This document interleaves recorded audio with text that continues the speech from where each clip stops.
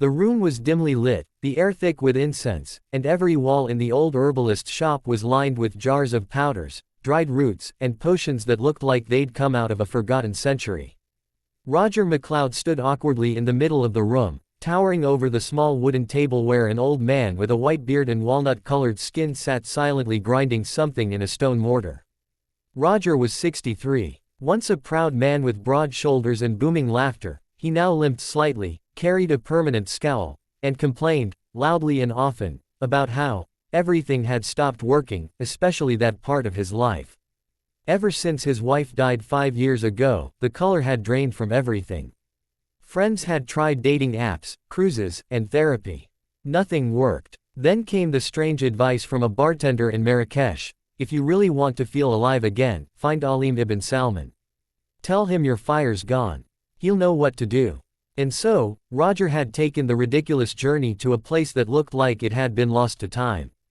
Alim finally looked up, his eyes gleaming like polished obsidian. You came to me with sorrow. But you carry something more. He tapped Roger's chest. An ember. Almost out, but not gone. Roger scoffed. What are you gonna do? Give me a potion and chant over my head. Alim smiled and held up a tiny glass vial. Its contents shimmered like melted gold with threads of midnight blue swirling inside. Drink this, he said calmly, and you'll go again. Roger burst into loud laughter, almost knocking over a jar of dried scorpions behind him. You're serious? What is this? Some Moroccan Viagra made of goat tears and lizard tails. The old man said nothing. Just pushed the vial toward him. Roger shook his head, chuckling, but then, maybe out of boredom, maybe curiosity, uncorked it and downed the liquid in one quick swallow. It burned, but not like whiskey or chili. It was warm, not hot. Alive. It slid down his throat and lit a fuse somewhere inside him. He waited. 10 seconds. Nothing. See, he said, wiping his lips. Tastes like flowers and disappointment. But then it happened. First, his spine straightened. The limp, gone. His chest no longer ached when he breathed. His knees, usually stiff, felt as if they'd been oiled from the inside. His hands, once gnarled with arthritis, moved freely. And then, he felt it. A rush of heat, of energy, desire, climbing up through him like a rising tide. Not just sexual. He wanted things again. Music, laughter, a kiss, adventure, life. He stumbled out of the shop, spinning in circles on the cobbled street, laughing and yelling like a madman. He danced with children. He kissed a woman selling apricots. He bought a bouquet of red roses with no one in mind to give them to.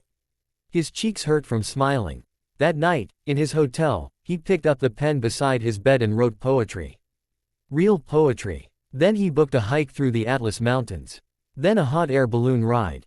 Then a cooking class. And somewhere between saffron and sunset, he met Lena, a widowed Spanish painter with eyes like autumn and a laugh like wind chimes. 1 year later, Roger stood on a beach in Spain, barefoot, holding Lena's hand. The sun dipped behind the waves as they renewed vows of love, laughter, and second chances. His friends back home still couldn't believe it. Drink this and you'll go again, he'd repeat when people asked him. They always thought he was joking.